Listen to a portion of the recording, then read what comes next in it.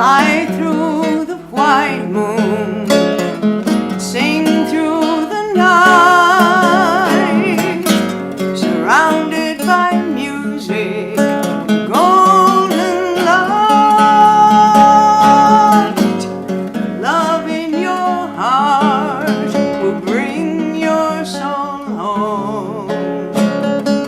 Within you can find all you've ever longed for.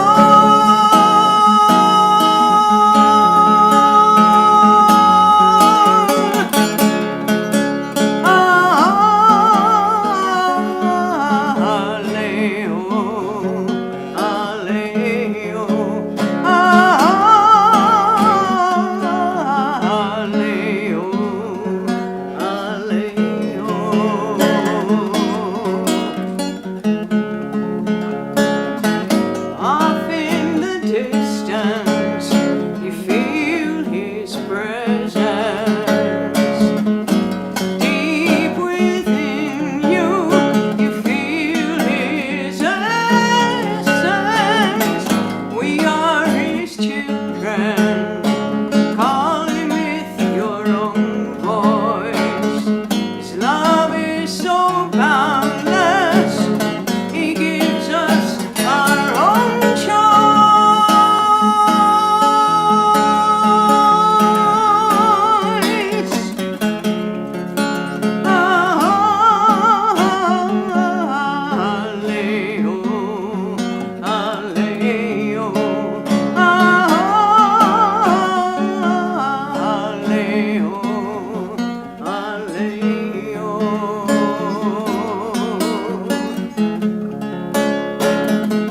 Lord is your mother, Lord is your son. He's also your father, and all things under his sun. He's closer than life to you. Just call him with your own soul. He always listens to his child. Call him by the name you know.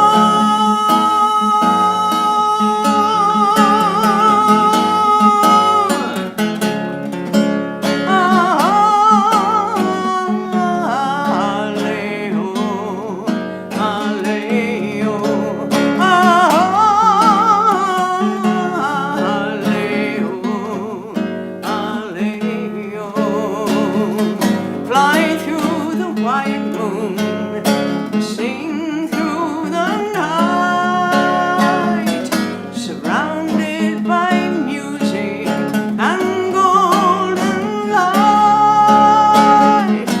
Love in your heart will bring your soul home. Within you can find all you've ever longed for.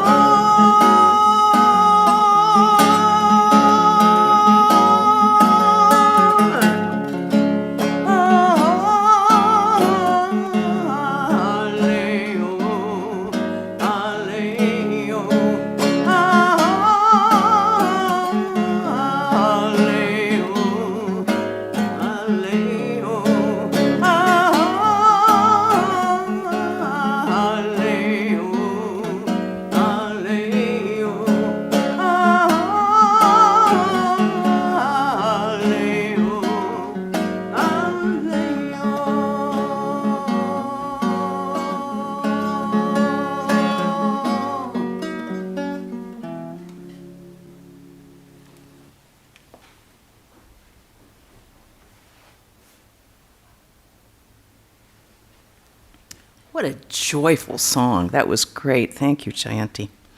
I'll begin with the chant.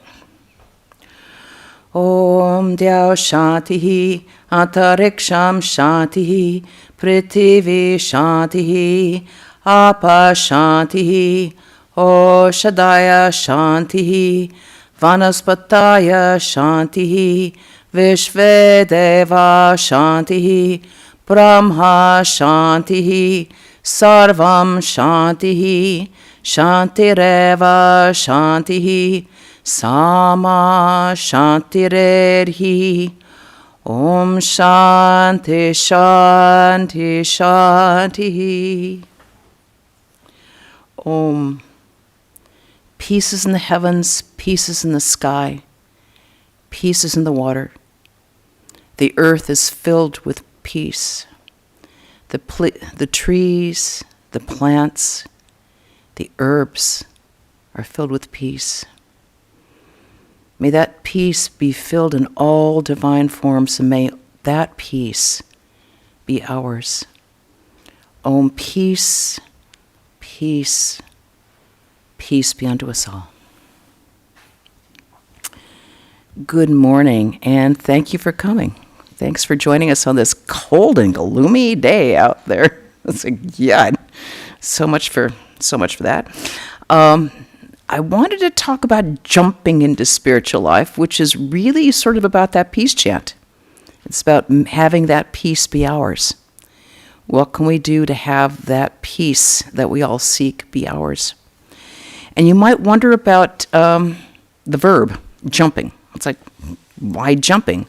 Why not waltzing into spiritual life or tiptoeing into spiritual life? And what I kept thinking about was what Sri Ramakrishna said about those people who are kind of about tepid about their spiritual life.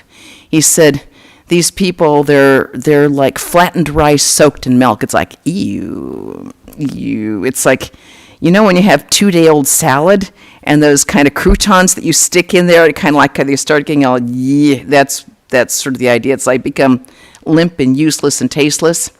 Well, that's exactly what we do not want in our spiritual life of all things. We want to have our spiritual life be real. We want it to have it be tangible. And we really want it to be part of our daily life, which is why we need to jump into it. We need to not teeter on the edge of it. We need to jump into it. Because if we really want to make our spiritual life real to us, we can't just glide along the surface. Just like, yeah, nice. Like those water bugs like that. We have to really jump into it. We have to plunge into it. We have to make it real and an important part of our lives, or else it won't make any difference in our lives unless we really kind of chomp on it, make it real to us. Now, most people are not going to do that. They don't see the point in it. They don't see that there's any real need to do that. But obviously, we're exceptions here. I mean, you could be at Costco right now. You could be shopping. You could be on Amazon. You could be watching an old movie that you've already seen 12 times, but maybe the 13th time will be more interesting. You could be doing anything else. So obviously you're an exception. Or else you wouldn't be here. It takes a while to get here no matter where you come from. So, or maybe some of us still kind of on the fence. Like, yeah, I'm thinking about it, but I just don't know if I want to commit to that or I have the time to deal with it or I even want to deal with it. It's like, I think I can do this later. Maybe I'll do this later when I have time. When I have time, because I'm too busy. I'm not in the mood for it now, but when I have time, that's when I'm going to do it. It's like, you know what? Good luck. Good luck. Not going to happen. Unless we make an actual commitment to do it, we're not going to do it. Because that's the way our life is. Unless we make a commitment to do it and really jump on it, jump into it, it's not going to happen.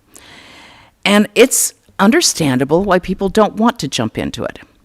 Because there's spiritual life, it's no obvious outcome. It's not like someone goes in a room and turns on light. Oh, now I can see. Big difference. Yay. I should have done that 20 years ago. No. It takes time. It takes work. And who knows? Who knows what the outcome's going to be, right? Who knows if I want to make that kind of commitment into that kind of energy? But the other thing is that everybody is so busy. Everybody's way too busy. Everybody's overcommitted. It used to be in the good old days that you worked a job from 9 to 5. That was it. But that doesn't exist anymore. It's like everyone's on call all the time. Not only that, it's like everyone's phone is like bing, bing, bing, bing, bing. Oh, as if everything is some sort of an emergency, like someone's going to 9/11. It's like, no, this is just someone, oh, look at this picture that I took. But we're continually distracted. And we've got way more to do now than we used to do. There's it's like, oh, well, my boss I have to get this report ready for my boss. I'm supposed to be taking care of the kids or the grandkids. I got to take them to school, got to take them to work, soccer practice, blah, blah, blah. We're all like totally distracted all the time.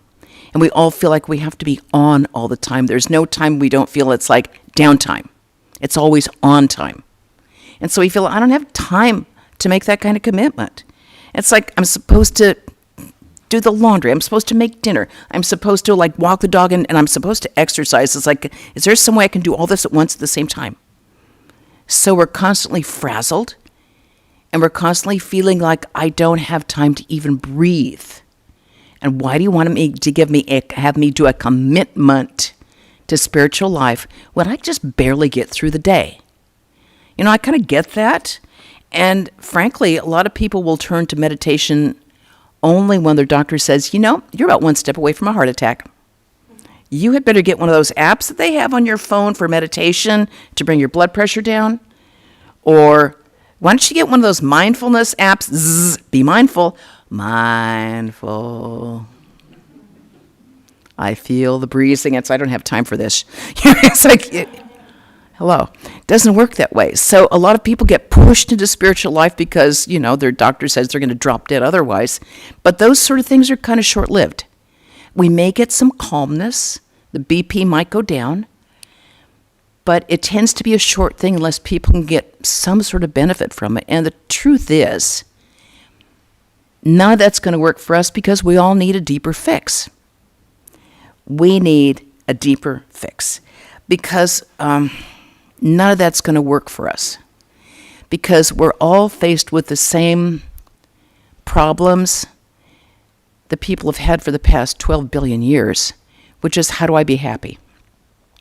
How can I get peace in my life? How can I find contentment? How can I not have this going all the time and feeling like nothing is quite enough? Nothing's quite enough. I want more. I want more than that. I want more than that. So people generally won't seek a spiritual life on their own unless, they see a car coming towards them. Help me, God! Or a bad diagnosis for a pink slip. And then it's kind of like they're pushed into it. When we're talking about spiritual, that's what we're really talking about. That infinite divine within our hearts.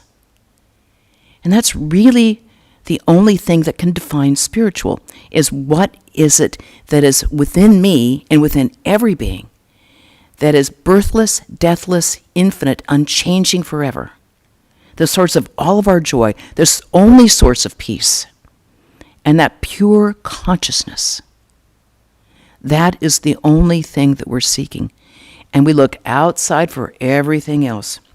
So when we talk about the Atman, or that divine spirit within us, we have to remember it's within every being that we encounter. And that's what we mean and we need in our lives. So if we want to simply be happy, if we're not even looking for some grand illumination, we just want to be happy. That's what we have to deal with. We have to really jump into our spiritual life, because basically it's the only thing that's ever going to make us happy. Because otherwise we'll simply be looking for one small thing on top of some other small thing to make us happy. It's not just us avoiding being cantankerous. We want to find joy, something that doesn't stop.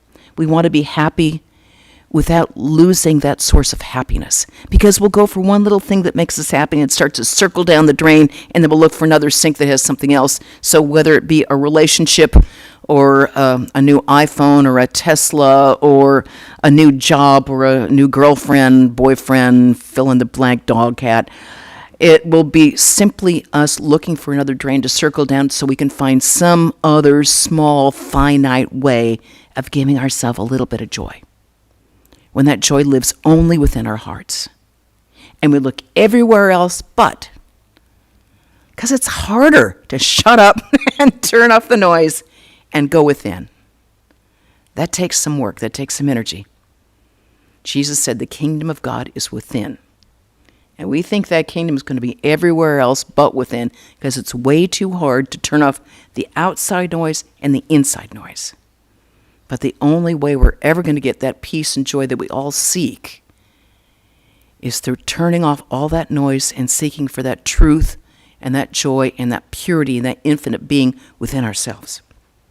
So that's what we need to do. We need to find that source of joy, that source of happiness within our own hearts. You know, we all want to be happy, and we all want to love. We all want to be loved, and we all want to love. Because that is sort of like a basic prerequisite for being a human being. Unless we love ourselves and we experience love, we're going to dry up and wither and fall down like those eucalyptus leaves down the way in here.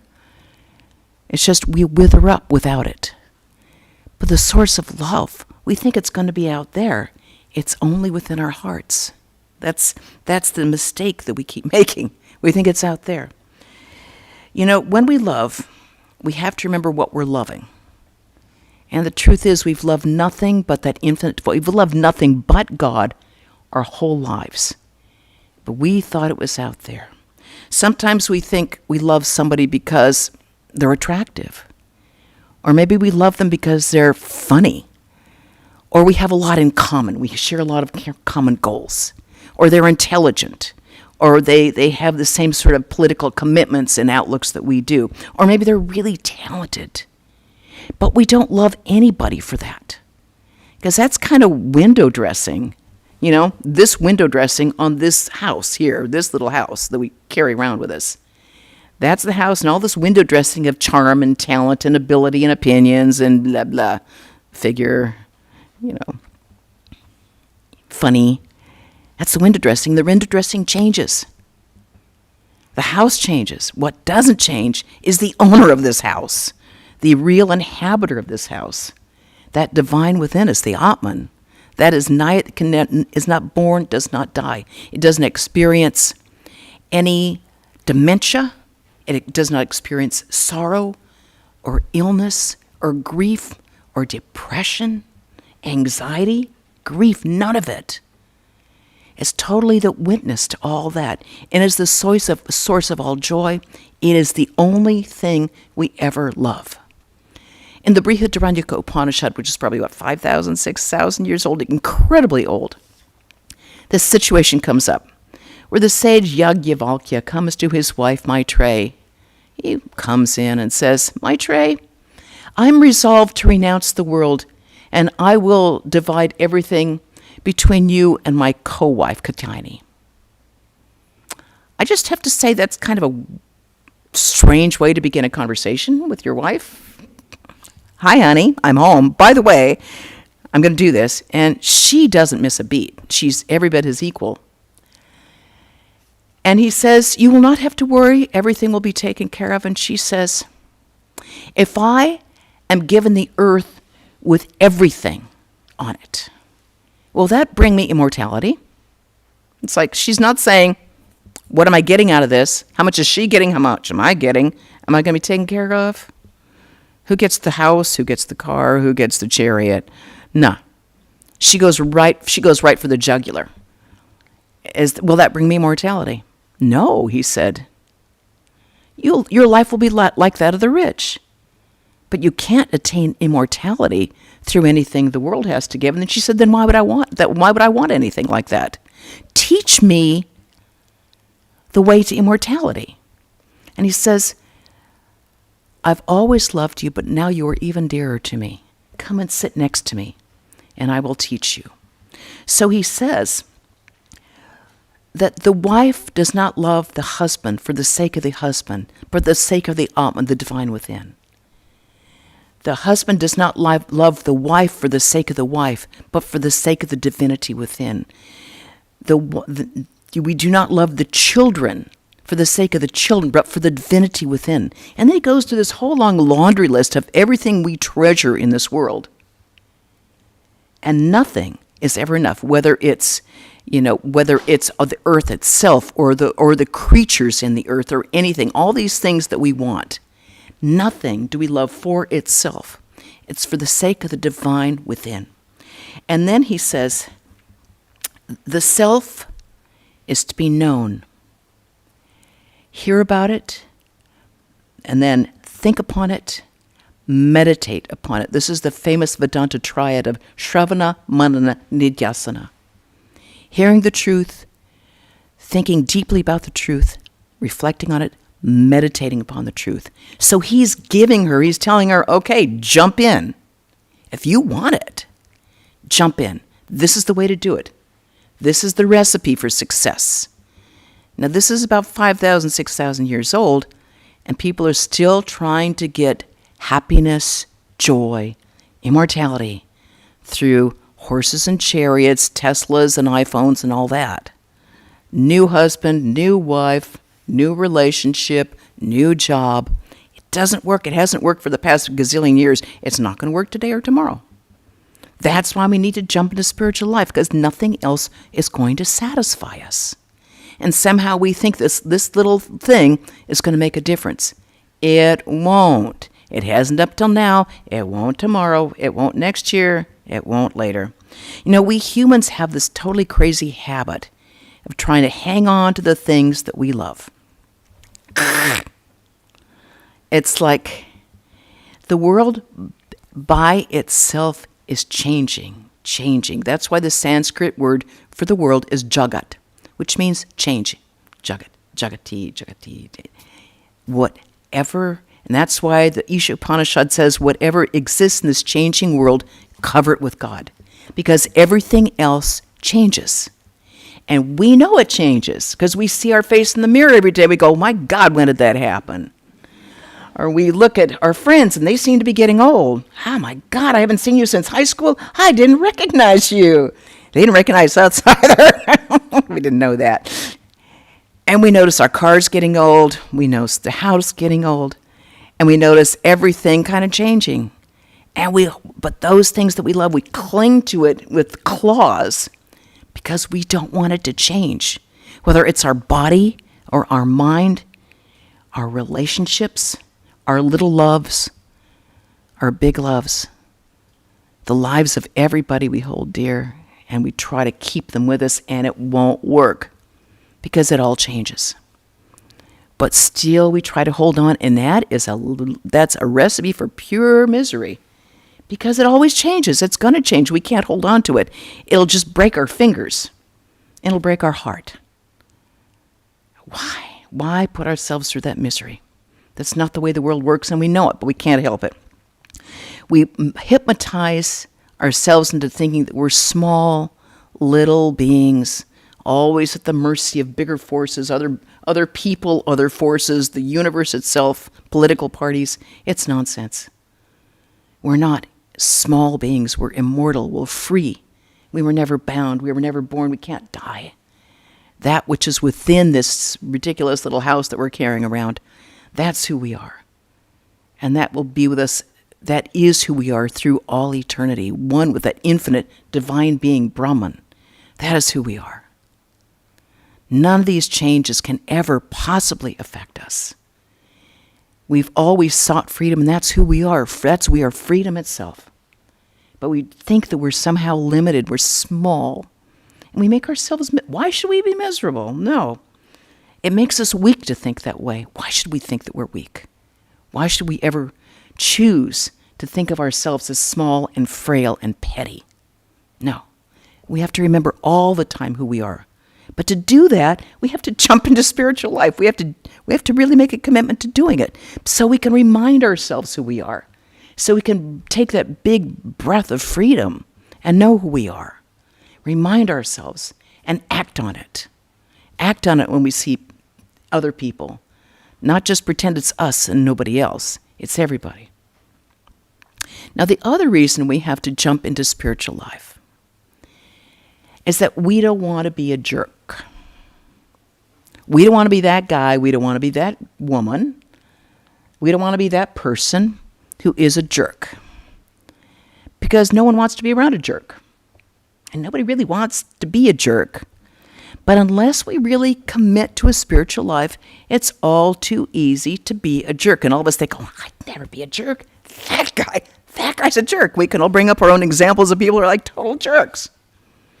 But unless we become aware of our own divinity, unless we really become aware of that light within our hearts, unless we are aware of our own freedom and joy and immortality, we'll never be able to see it in anybody else if we don't start with ourselves.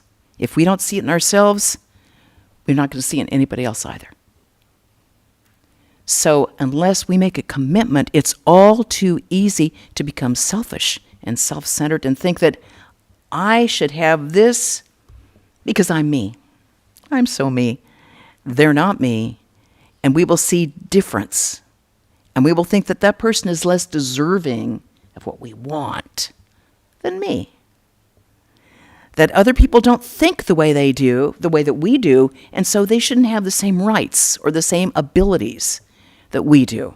Because those people like that, they're not right thinking. They're not right acting. But me, I should have that. You should have that because you're part of my fan club. And then we can live our merry way. And that's how we become jerks. Jerks don't have an internal support system. That's why they become jerks. They think that they are weak and frail, and so they have to get this hard edge because they think that's how they have to face the world, instead of seeing other people as just themselves. Instead of seeing the divine, this embodiment of divinity within every being that we see. They think the person is other. Those people who are like that. Those people are like that. We, on the other hand, are not like that. Too easy to be a jerk and to fall and to slide right into it because it's simple thinking. It's how we put people into little cubby holes because it's easier that way. We don't have to spend the brain force to do it and to fall into our easy prejudices because we don't want to think that divine within them because we haven't even begun to think of it within ourselves. That's why we need to commit to a real, genuine spiritual life. And that means actually not only doing the spiritual practice, but acting on it. Hello. Not just what we do in that 10, 15, 20 minutes that we meditate, but what actually follows through with that meditation. That divine light that we see in our own hearts, that God that we worship. How would that God in human form react to the people around? Would he be doing what I'm doing? Well, I mean, he didn't meet that jerk. It's like, yeah, well, we can all make excuses. But we know in our heart of hearts what we're doing. So when people's minds are clouded with ignorance, they'll behave like that. It's obvious. It's easy. Because everybody has a certain amount of selfishness. So how to overcome that selfishness, how to overcome that self-centeredness, takes the work of first starting in the shrine, sitting down quietly, and then taking that into the world with us. Because unless we act on it, it's useless. We have to employ it. It's like you need to put in the plug on your toaster if you want it to work. So we need to employ the lessons that we have in our spiritual life. The law of the universe is the law of oneness. Oneness, the oneness of all existence. That divinity within my heart is the same divinity in yours and in every other being. And unless we really acknowledge that, think about it, we're not happy. Because then it's very easy to go into fear, greed, hatred, anxiety, because we make separations. We make separations, then we start to feel fear. And when we become fearful, that's the first point at which hatred comes up. Those people are going to do that. These people are like that. When we are free from fear, that's when we can really breathe and feel our own innate freedom, because we have no fear. The Upanishad said there is no fear from the second, because there is no second. There's only one. Only one grand, infinite divinity. And we have our own little Halloween outfit on of what this name and form is, what that name and form is, that name and form is, that one. But it's a temporary guise that we just use for one lifetime. And then out it goes. That's what we have to remember. It's a temporary assignation, like when you wear a name tag at those conferences we go to. It's a temporary deal. It's not who we are. So Swami Vivekananda said, oneness alone is love and fearlessness. Separation leads to hatred and fear. Nobody likes feeling fearful. Nobody likes feeling hatred. It's like rubbing a cat, petting the cat the wrong way, going the fear that way. Ah! None of us like doing that. No one likes having that. And that's what fear and hatred does to us. Petting the cat the wrong way. Ah! Ouch. Don't do that to me. Love is being a cat in a nice spot with the sunshine going on you. That's what love does. That's what oneness is.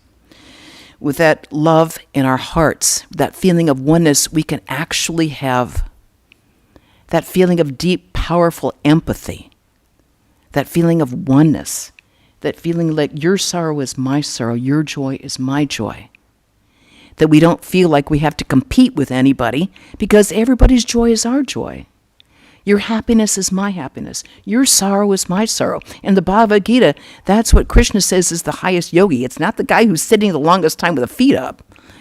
It's the person who feels the joy of every creature and the sorrow of every creature within his or her own heart, is the Bhagavad Gita's definition of what the highest yogi is. To feel that oneness is the highest yogi. That's why we have to jump into spiritual life. Because unless we make that our own, not just reading it, but acting on it, thinking on it, then it's just intellectual froth. It's just a mind trip. It's just a pastime. It's not our own experience. That's why we need to jump into it. And that's another reason why we need to jump into our spiritual life, because that's what's going to give us the deepest fulfillment that we all seek. All of us just want this sort of deep fulfillment that we seek through, like a better job, a better relationship, all these finite things. But you can't have a finite piece of wood for an infinite whole. You've got to have an infinite fill the infinite. And only the infinite will fill our hearts. Only that will give us the absolute love and joy that we seek. Because we all want a love that doesn't die, that doesn't sour, that doesn't fade away, that just doesn't get boring.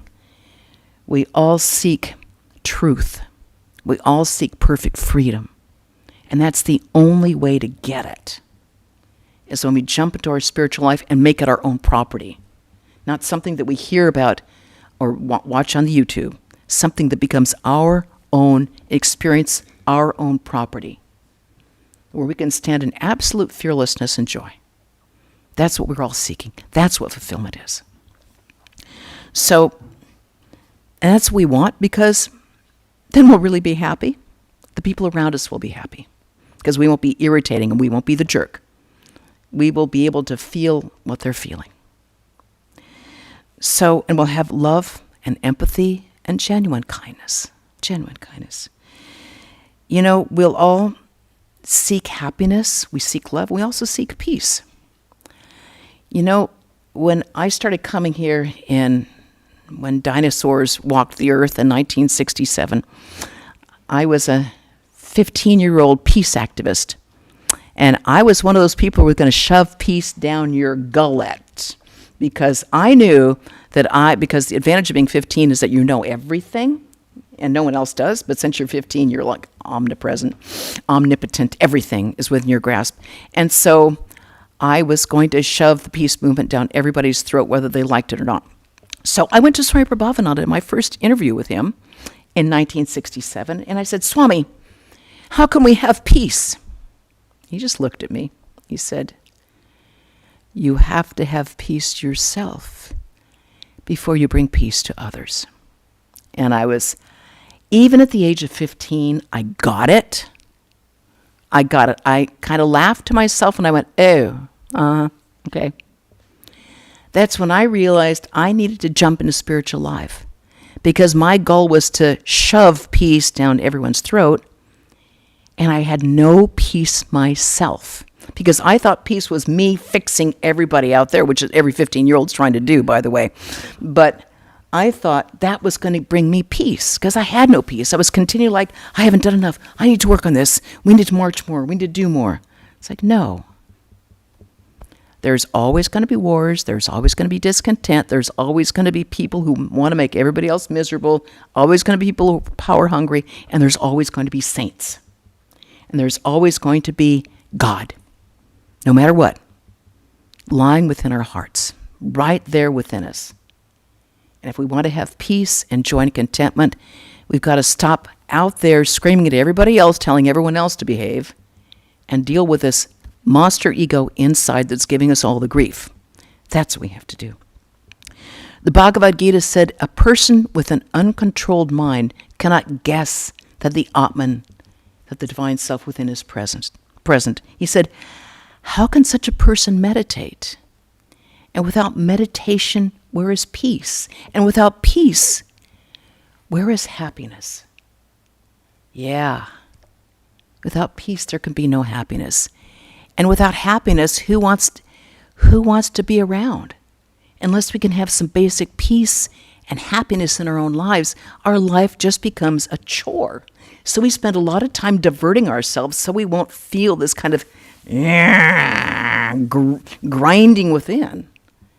We're always looking to someone to take our mind off of it, or something that we can take or ingest or take our mind off this grinding that we have, this discontent that's always bugging us. And it's within us. Swami Prabhavana used to say, it's in the palm of your hand. He said, it's easier to realize God than quit smoking. It's like, really? Okay. But he made it clear that if we just made the attempt, that we just would start, just take that jump, that so much grace would come our way, that our paths would clear, and it would become so much easier once we actually made the commitment to doing it, to just go in and do it. So spiritual development is really important. We really need to have it. And we sometimes will think, well, I'm going to do it later, Okay, I get it. And I'm going to do it later when I have time. Because right now, I've got these kids in the house, I've got this job, I've got these deadlines, so I'm going to do it, but I'm going to make a commitment to do it later. It's like, you know what? Don't do that. Because when you drive out on Ladera Lane, someone might kill you. You might get hit by a car. Or maybe you wait till you go out into the 101. Or maybe you go to the mall and some idiot is there with a gun. Or maybe you just have a simple heart attack. Or maybe you fall, like me, if you're an accident, you go down a manhole. Or you just, you never, or somebody comes up with some new pandemic. We've all been through the pandemic. We know that it's like all of a sudden, oh my God, he's got it. Did he make it? I'm sorry. We never know when the great call is going to come. We have all these things, these ambitions of things we want to do. We've got planned. My granddaughter's graduation. I've got a book in me. I know I do. I'm going to finish that book. Or I want to plant this. I have my garden going. I'm going to go back to that country. I loved it. I want to go back. My closest friend died in July. And she said on her deathbed, there's so much more I want to do. I said, not going to happen. Not going to happen. Be realistic. Only a good friend will say that to you. But the truth is, we don't know when that great call is going to come. So Yudhishthira in the Bhagavad Gita and the Mahabharata was asked, what is the greatest wonder in the world? And he said, the greatest wonder is that every day people see other people going to their deaths. Other people, other creatures going to their deaths. Somehow they don't think it's going to happen to them. Every day we go, oh, poor guy. Man, he was so young. We don't think it's going to be us. Old people die. Young people die. Middle-aged people die. Nations rise. Nations fall. Oceans rise. Mountains fall. Wasn't expecting that one. Wasn't expecting those guys behind us to come down. Now, that was a surprise. But that's how life is. No one was expecting a pandemic. No one was expecting that heart attack.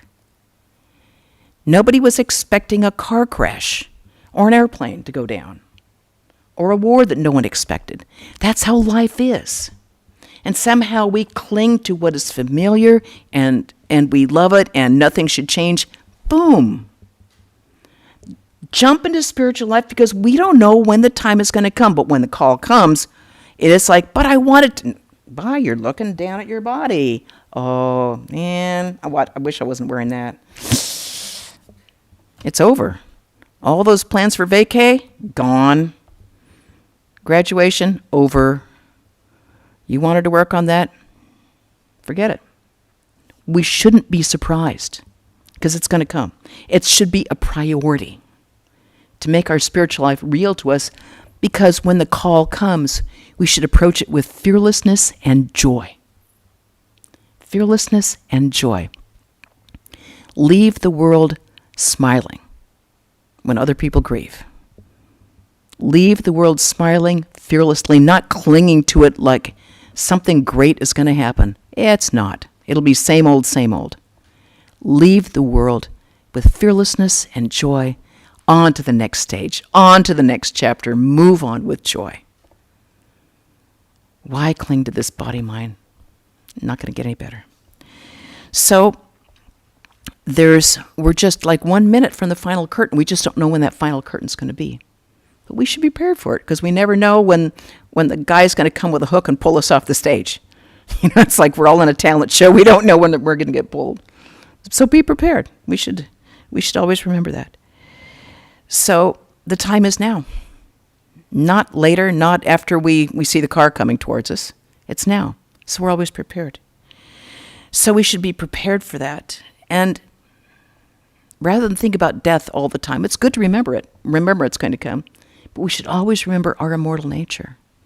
More than anything else, we should remind ourselves who we are, that we're infinite divine being, that within us lies the source of all joy, all freedom, all strength is within us, all freedom is within us, that we can have this infinite joy, this pure consciousness. It is our very nature. Everything else is a covering over it. So why wait? Jump into it. And then we come to the final roadblock. Can we do this by ourselves? No, we can't. We need a spiritual teacher.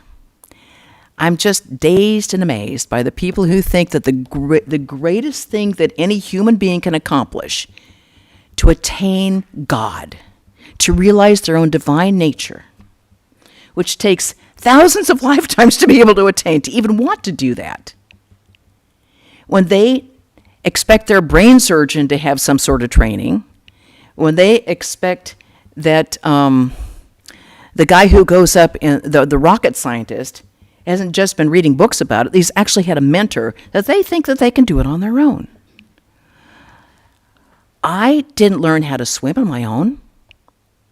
Did anyone else have a parent that just threw him into the water and say, good luck? Are you drowning? Okay, well, figure it out. I had my dad teach me how to ride a bicycle. He was there holding the wheel, and pretty soon his hands went off. Same thing when I was swimming. His hand was underneath me, and pretty soon I didn't know. They say even a thief needs a teacher.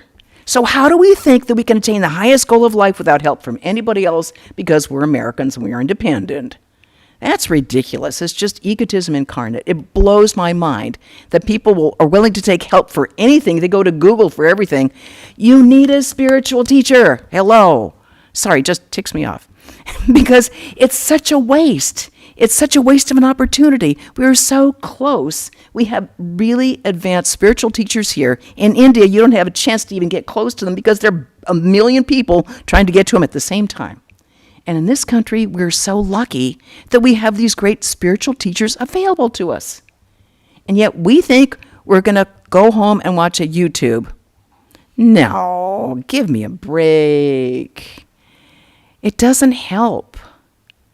We need spirit. You can get information from a book. You can get a mantra from a book, but that mantra is not empowered. It's like having a Cuisinart and you don't plug it in. You need the electricity. The mantras that we get from our spiritual teachers here are empowered. They have great power within them. The mantras come directly from Sri Ramakrishna, Sarada Devi, Swami Vivekananda, Swami Brahman, and all the direct disciples, from teacher to student, from teacher to student. They are empowered. They are the living presence of the divine, and they carry great weight. It's like a little tiny seed that becomes an enormous, impenetrable tree that gives us enormous strength. And somehow we think, nah, I'll watch a YouTube. No, don't waste that opportunity. And the thing is, too, don't edit. Whatever our speech, we're so lucky to have these great beings with us. Whatever instruction they give us, follow it. Don't say, oh, I'll do that. And then I just saw this other guy, he said to do that, I'll do that too. It's like, no, it becomes a mishmash. That's the advantage of a real spiritual teacher, because he can see that we're taking a wrong path. It's like, don't do that. Why did you do that? Well, I saw this thing. Did I tell you to do that? Well, no. No, don't. You can't put 2 feet in 2 different boats. We need to have a spiritually illumined teacher, because spirituality is not taught, it is caught. It is a flame that lights another flame. And that is a great opportunity, which is rare. And we're so lucky in this country because these people are available to us. Unless we take advantage, then it's like, oh, well, okay, your choice. It wasn't a bright one, but your choice. So, on the other hand, let me just say, thank you for letting me go off. And I really hope that we can all take this to heart and to make our life a blessing. Not only a blessing to ourselves, but a blessing to others. Because unless we take these lessons to heart, we will continually find the static electricity here, and other people are going to feel it too. So we need to really jump into our spiritual life so that we can make our life fulfilled and joyful and a source of love and peace for us. Thank you.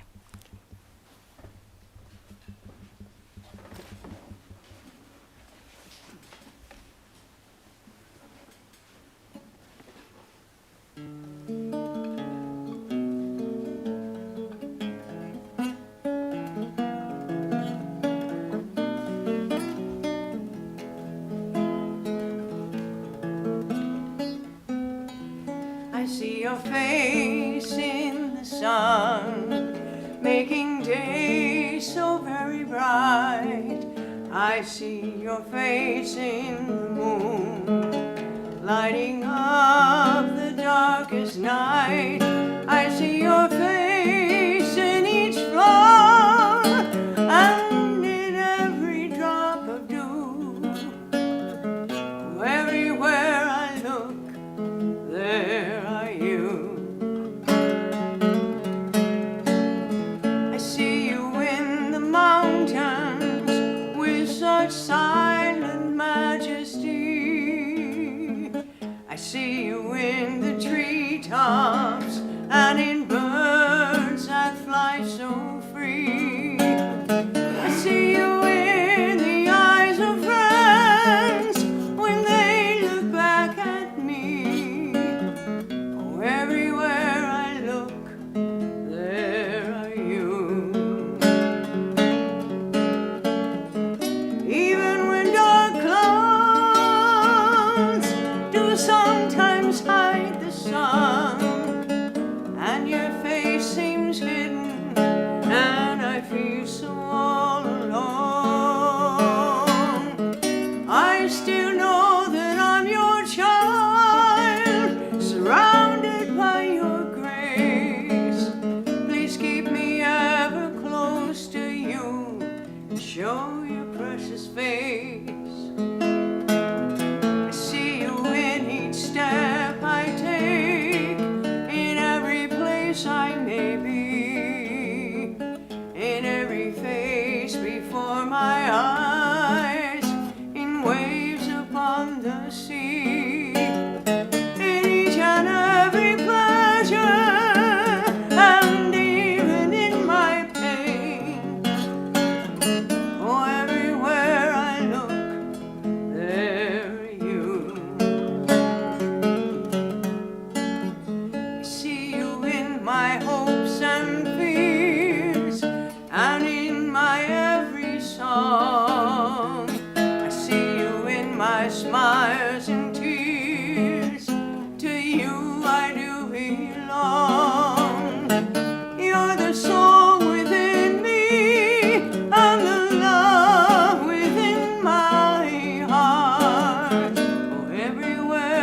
look, there are you.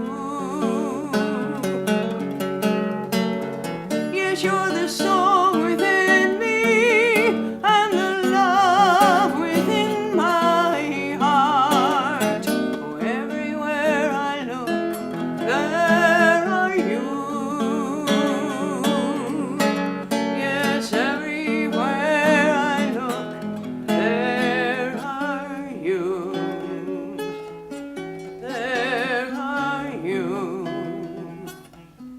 There are you.